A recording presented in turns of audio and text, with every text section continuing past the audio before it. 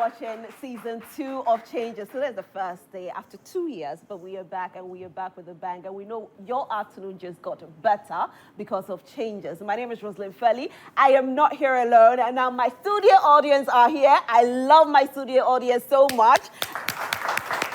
And of course, I have the Sappers Band who is here as well.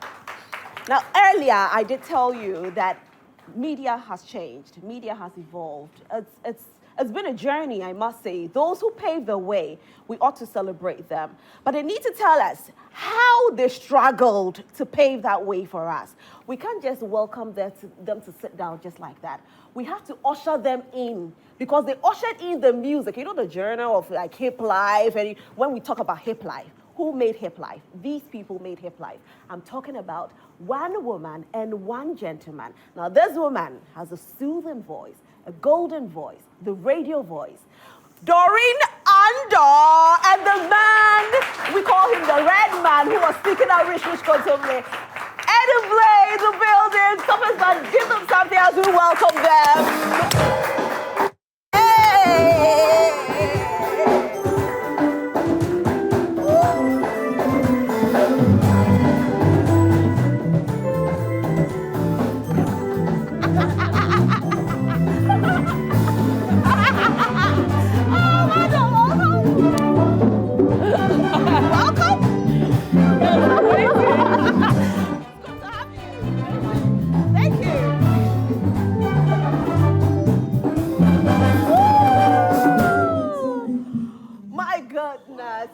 It's just amazing in the studio today, and we know that you have people at home who are watching. Now, if you have any message, please send it to us. Our WhatsApp line is very, very active.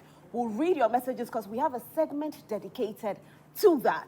Now, my guest, welcome. Thank you. Well, I think I'm more excited than anything else today. Wow. Welcome. I grew up watching the two of you. For you, Doreen, I don't know, my afternoon, my mid-morning was always great because I knew I hear love songs. And for Eddy, you know, you were speaking the slang. What is that? Contemporary? What? Contemporary what? Did you have it for lunch? Well, yesterday I did actually, funny enough. You did? Yesterday. It helps with the, with the flow. Yeah. Yeah. Now let's talk about your journey. You've been on air for more than 2 decades. How did it start for you, Doreen? It started by mistake. But it was a mistake and a blessing in disguise because when it started out for me, I was on my way to the university, but the lecturers were on strike. Oh. And so I chose to find something to fill my time. And I came by Joy FM and I said, well, give me something to do. And they're like, where's your audition tape? I don't have it. I didn't know anything like an audition tape, but they gave me an opportunity. I took that opportunity, I run with it, and here we are, 29 years down the line. Wow. Yeah. 29 years on radio. Yep. Wow. Does it get tiring sometimes? Yes, it does. But you always have to know how you pace yourself. You take a break, you learn new things, and you come back to it. Talking about learning new things, we'll get to learn it.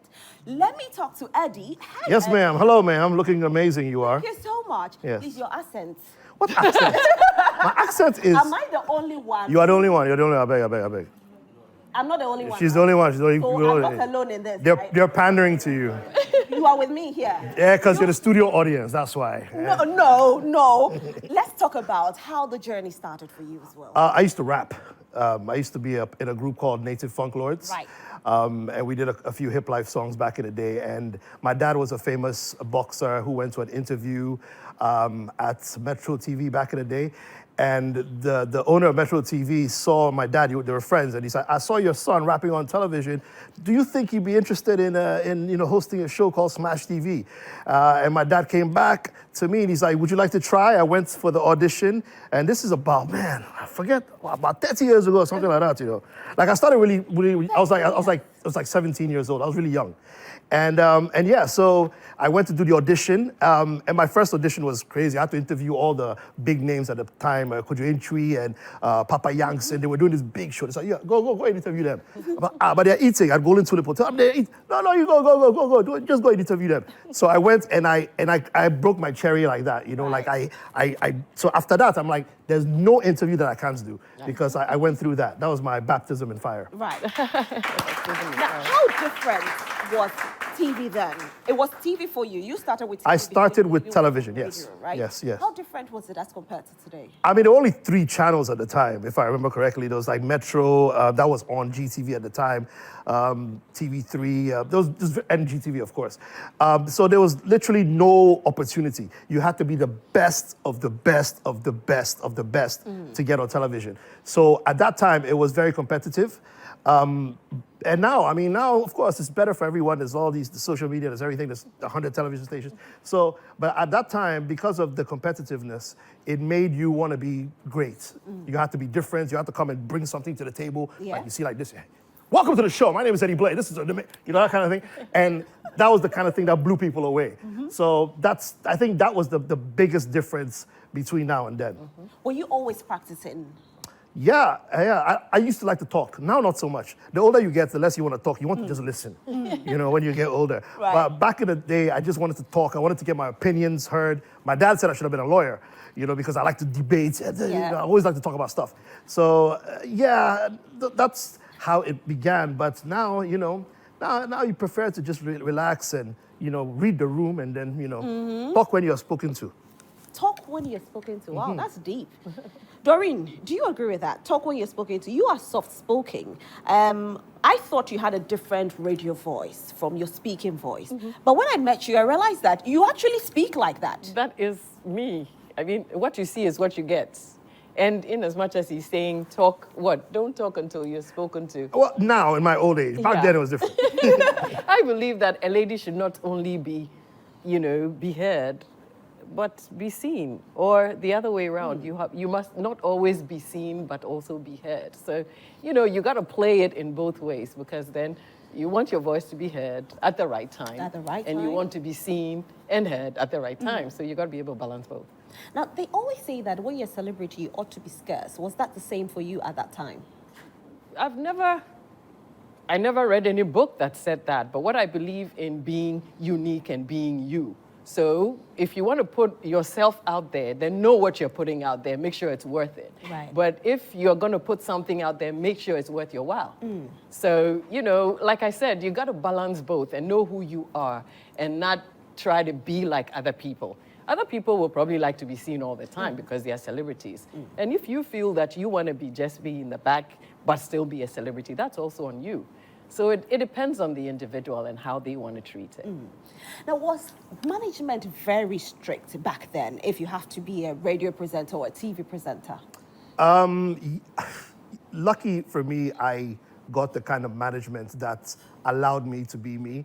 Now I'm on the other side. I now manage people, and I have that same aspect. I look at it like, you know what? You're there for a reason. You're there because you are talented. I need to bring out the talent from you. If I try and restrict you and then I'm like, then why are you even here? Then I might as well put AI on, So if the point is you're there for a reason. Lucky for me, I had that opportunity where the managers were open-minded and they allowed me to be me and to speak freely. I got fired a couple of times for speaking a bit too freely. I learned my lesson the hard way. Oh, really? Oh, yeah. What happened? Share your experience. Oh, well, there was one time I was doing a show and I kind of it was a telco company that was sponsoring the show. And by then the telcos were horrible at the time and there was a bad service everywhere. And I kind of called them out on television. And the guy, my boss, came, Eddy, are you crazy? Hey, they're the sponsors of the show. Eddy, you've lost so much money from us. Eddie, I'm sorry, Eddy, you have to go. And so I got fired. And in hindsight, I realized that I messed up. Right. Because you wouldn't do that now. But you see, it was a different me back then. I was the rebellious type. I wanted to shake things up. I wanted to move and my producer got fired as well because he was also like, yeah, go ahead, Eddy, go tell him. So it was, so we both got fired. But I got my job back a few years later, on a different show. Okay. And this time I was like, okay, welcome to the show. Thank you for coming. We love our sponsors.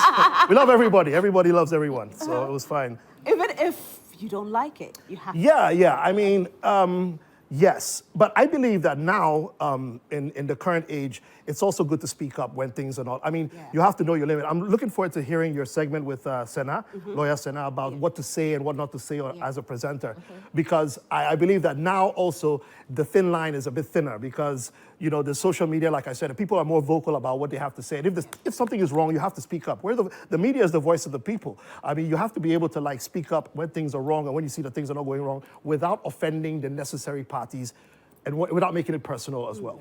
Doreen, I know you haven't been fired because you've been here for 29 years. I tried to toe the line. I had to toe the line. But what were some of the restrictions as well? Well, for me, because I started doing radio, I learned from the get-go that we should pretty much weigh the songs we play. Songs with new lyrics was definitely a no. You had to make sure you sample the music before you put it on air. Okay. That's one. The second thing what too was some of the songs that you couldn't put on air? What lyrics are you looking at? I want to hear this. Well, if you look at the R. Kelly 12 Play album, there's several songs on that album that you can play on radio. And of course, you also had to learn. You saw it earlier that R. Kelly was. You see, you caught on quick. That was good. And yes, I mean the thing is, at that time, you also had to make sure that you're learning the songs and knowing which ones were radio edit, which means that they were clean songs. Okay. Because of course, radio is just a medium of teaching people, and so if you're teaching people, you have to know how to teach the right way. And of course, another thing too is radio being a mode of teaching people, you had to make sure that you were pronouncing words the right way, be it local or foreign words, because that was a total yes or no. Right. If you get it right, you get it right. And if you got it wrong, you ought to, make sure that you correct it. And on radio, when it's gone, it's gone. You can't pull it back. So you had to be really careful about what you were saying. Make sure you learn pronunciations pretty well because those things are very crucial because you're trying to educate people in the process of your broadcast. Did you have to do voice training as well? Yes. I didn't do voice training, but I had to do language training. Okay. Thanks to Mr. Sam Yeboah. He came in for probably 2 months. He was in to teach all the presenters. We went through lessons every day to learn the right pronunciations because a lot of people will butcher local names. And you don't want to. And it was unpardonable. Of course. To butcher local, we are lucky. You have walked away with too much. No, because somebody is sitting in their village and they're probably listening to a funeral announcement, and it's a village in Diskov area. It's Chavene, and the spelling is not the same as the pronunciation. So you would say Chavin because that's how you see it.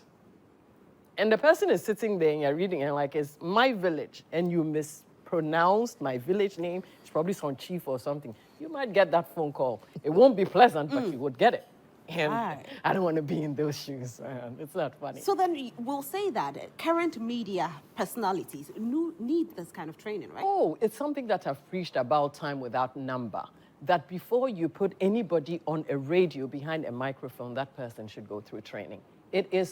It's the most important thing you can do, especially for your listeners, not even for the person who's sitting there, because you're trying to educate and you're trying to also get people to learn things. So you can't just get up and just do it. I mean, a lot of people have gotten away with a lot of murder, but who am I? To talk. To talk. But you are Doreen Andoh. Oh, I'm just little me.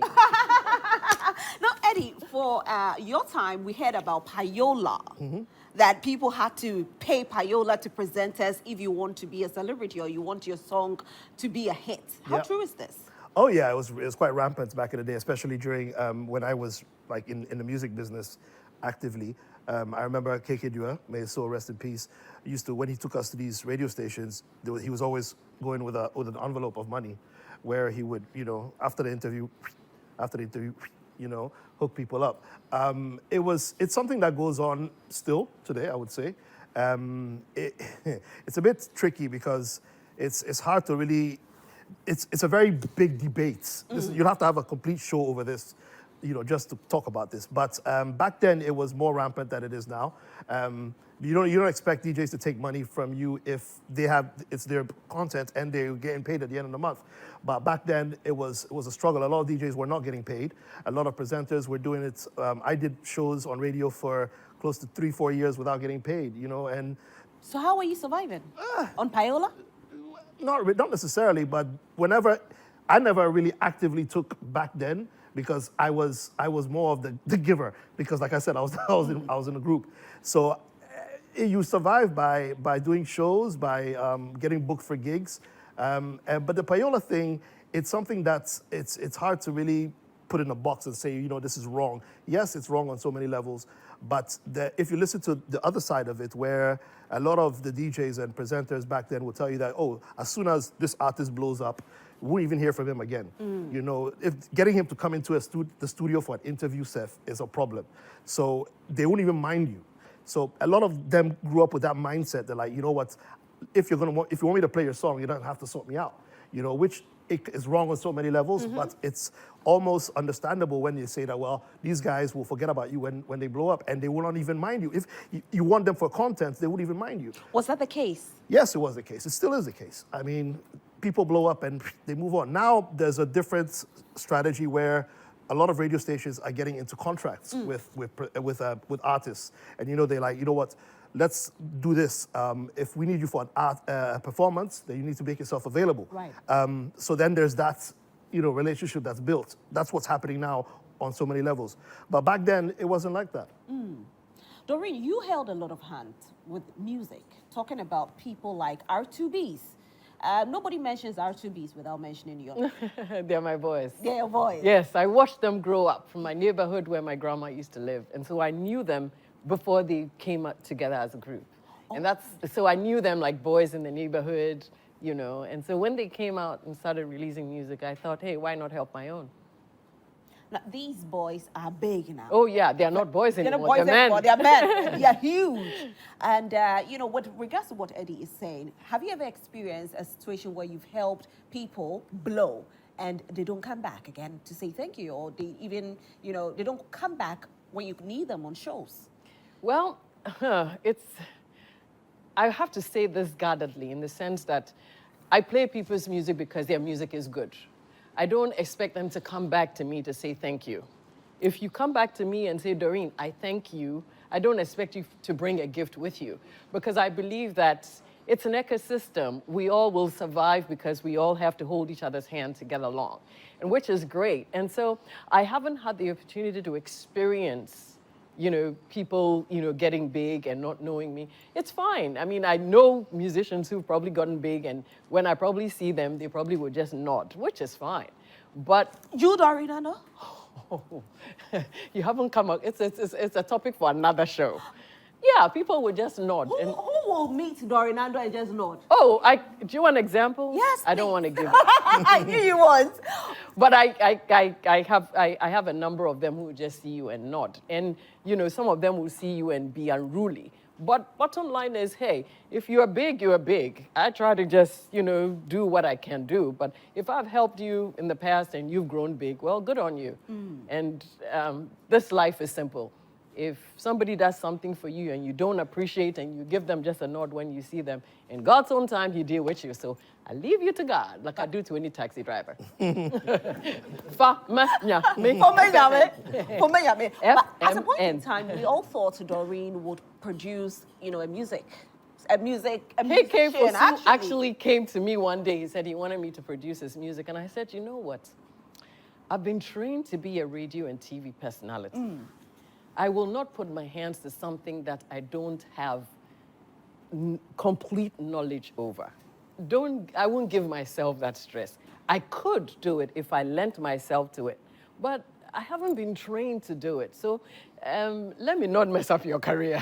Let me just be the one who will promote your music. That I can do. Okay. But, to produce it, no, I haven't learned it from scratch. I wouldn't. What about managing a talent? I could do that too, but, Yeah, I'm still thinking about it.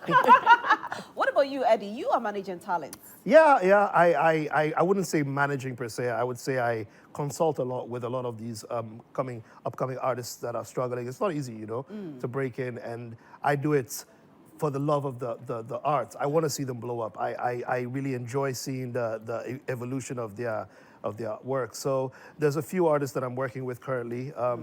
At least giving them some kind of guidance in terms of what to do and what not to do, because it's a dog eats dog world here. The media industry, the music industry, the entertainment industry in Ghana, if you're not on a certain level, you drop and nobody even minds you. So breaking in is where they struggle, and I'm happy to give them that kind of insights in terms of what to do and what not to do. Yeah. Doreen spoke about, putting people on TV or radio who have been through training, sort of. Yes. Now it seems we are seeing more influencers on TV and radio. I mean, look, it's all changed now. At the end of the day, I was just talking about it. I was in a meeting the other day where some of these things came up, and we were looking at content, and some of the content that was put out there with 50 million, 250 million views. It was like, but it's like, okay, so that's content, yes, but you look at it, the wardrobe's off. It's not even contemporary at that time. He's speaking, Kilewele or something else. Yeah. And, and it's like, it's not even, there's no flow, the angles are off, there's no real production value. And they're getting views, and those views translate to money. So at the end of the day, as someone like me coming from the old school, and I'm like, so let's forget about what we're doing, forget about the training, and let's just go, because now it's about the views. And no matter what crass, quote unquote, content you put out there, people will love it. So everyone is a presenter, everyone is a producer, everyone's a DJ, everyone's an Instagram model. So it is what it is. I mean, I'm not gonna be the bitter old guy who comes out, back in my day, you people. No, I'm not gonna be that guy. I'm happy that at least it's good. People have jobs, people have putting food on the table. So I have no problems with it at all. If social media had been as prominent as it is now, then do you think I would be in jail, probably. Personally, I would be locked up by why? now. Let's just say back then it was a crazy time. We knew there was no. I mean, we were going out and having good times and partying, and we wouldn't be filming all that stuff, but we'd be caught on camera, that kind of thing. So I mean, back then, on the other hand, too, I'd be a millionaire by now. Really? Absolutely. Yeah. I mean, some of the things that you guys put out there. But granted, I mean, you probably mentioned a few things, but I always, it's not like I always want to be on the street side, but when you look at it realistically, Ghanaians love mediocrity. Yes, because you put a mediocre video out there and it gets 2 million views. Some of them buy those views, or some of them, buy those views and get it on. But really and truly, is that what we want for our society? Is it Ghanaians, or it's the new age, the new era? Because even when you go on TikTok, you are seeing these kind of videos you probably will see it maybe from Ghana, Nigeria, but do you see it from the Western world? Will be my next question. So maybe we should also get a system that also analyzes the kind of things that we put out there. Because like I always say, people are always trying to learn a thing or two. But is this the society we want to create? And if we want to create the society and we're going to allow it, how far will this take us? Look at where we are already. Okay, so talking about this, a lot of influencers, like I said, who have taken over TV, taken over radio, but nothing can change, can it? Do you think that media will change again, as it is now? Like the name of your show?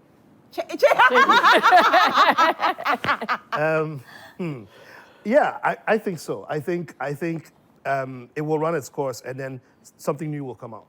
I mean, we didn't expect none of this. A lot of people here, I'm sure, never thought that social media would be as big and influencers would be as big as they are.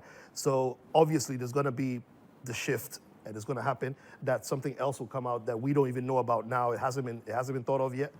The good thing is that you have to be the one to think about it. So as if you're watching this, what can you do, and what are you going to do to bring something new to the table? What are we all going to do? The idea is switch it up. Don't just talk about it and just follow. Don't be a follower, but become that leader And I think that's what's going to happen for sure. Not now, maybe in 20 years, 30 years, whatever it takes, but definitely it's going to be a big shift. Yeah, maybe AI would probably help us. AI, for example, it's already happening. Yep. You know, it's already started where Yep. AI is already taking over in many aspects. Yeah, So. yeah. So things are definitely going to change. Yeah, media is also changing in such a way that very soon, a lot of people might not even go to social media to watch all these videos. Like I was saying, technology might change altogether. And it probably might just change the way we all view things and the way things will be done. I mean, like he's saying, it probably won't happen now, but when it happens, we will know. Yeah. Because then it would turn around a lot of things. When it happens, we'll definitely know, and I'm enjoying the conversation. Now, how strict were your producers? I worked for 10 years without a producer, so I don't know what it is to have worked with a producer from scratch. Yeah. Yeah, I worked for 10 years without a producer. I was my own presenter, producer, What about DJing? my own DJ. Permit me to add that Tell to 'em. it too as well. I've always played my own music. I Always. never used a DJ. Never. Wow. I've learned to do it from scratch. Same with you, Eddie. For the most part, DJing for sure. Yes, I am my own DJ. I'm my own producer as well. But when you need help, get it. I mean, Yeah. if there's people who can do it for What? you, then yeah. Please give them a big round of applause. Now, this is something else. And we are here with the whole team. A big thank you to my team. Because seriously, You have a big I don't team. know. Wow, that's yeah, I huge. have a huge team. So Yeah. a very big Serious. thank you to my team for putting this together. Serious. Doreen has been doing this for 29 years. And she said, for 10 years, no producer. Yeah. She's been a DJ on her own, producing her own show. Wow. Eddie, for most part of it, same. Yeah. And, at a point in time, he said, I'm tired. I need to get a producer. Yeah. And that's how we do it. Why not? We'll take a quick break on this note. When we come back, we actually do have a game segment. Our audience will also ask the questions. And, of course, Sapper's Band will definitely be giving us some great tunes. Do stay with us.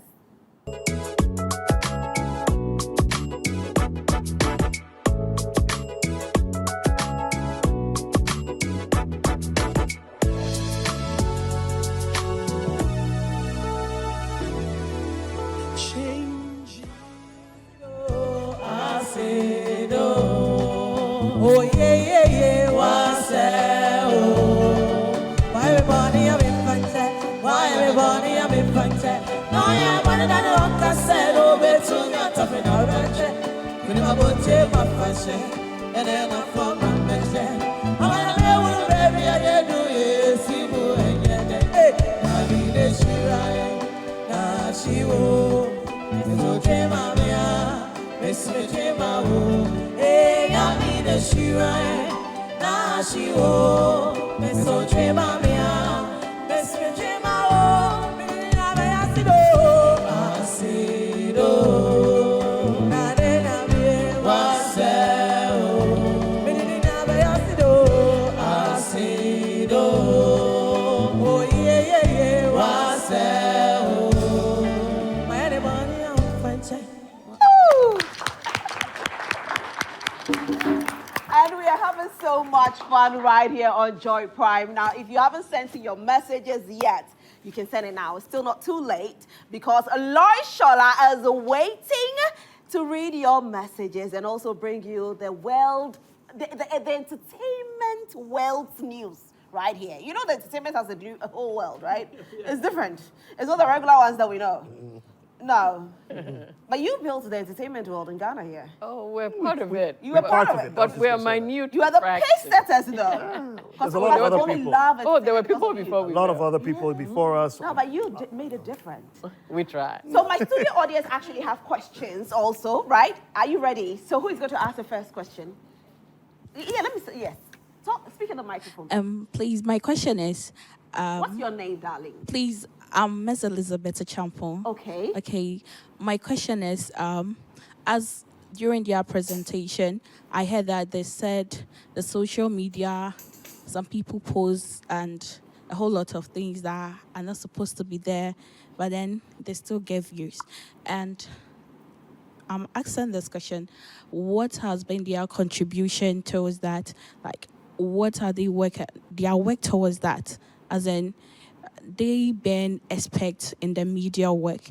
Have they make any move to like talk to or make any management to minimize such things on the media? Thank you.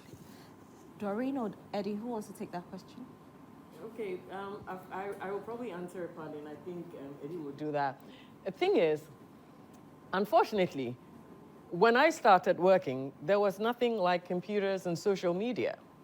And when social media took off, it runs so fast, nobody could hold it back. I am not in any position to hold back what happens on social media. But it behoves the Ghanaian government to say, look, this is our space. We are supposed to be putting things out there that are educative. Sometimes you can't really sanction it, but it's between, the government, what we put out as rules and regulations on what we can put on social media in as much as it's a worldly thing, and then that way we'll be able to sanction what is being put out there. But we as media people, we might not be able to do much but to talk about it for the people in authority to hear and come to understand that it probably is harming our society. I mean, look, the way I see it also is that social media is exactly what it is. It's media for, the population, for the masses. Yeah. So to sanction it, I'm quite opposed to that. Yeah. I mean, as far as you're not inciting violence in times of elections, yeah, as far as you're not showing extreme, or even just say pornography in general, those are the two things that I think that, you should, watch out for. But apart from that, social media is for everyone to speak and express their opinions and show all kinds of content that you may have. I mean, I'm actually in support of it. All right.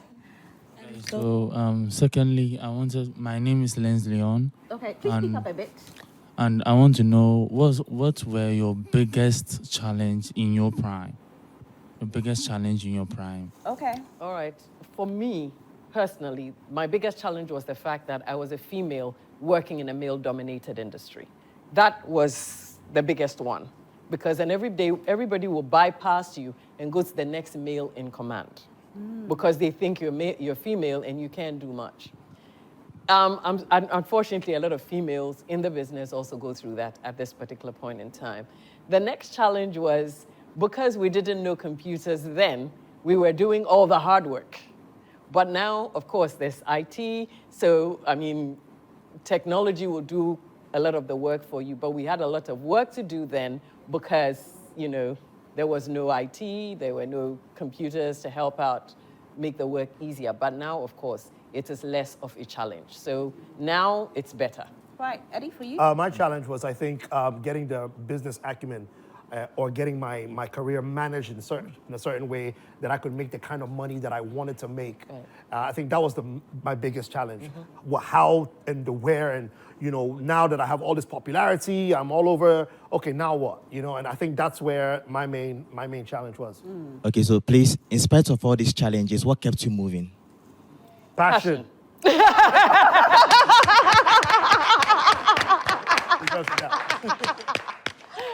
nice.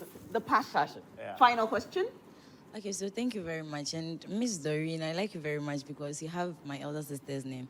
But today you broke out some shocking news to me that before you became a radio presenter, it was by a mistake, of which I never knew about it till today. That's why But I want to know. Now we know. Thank you for that.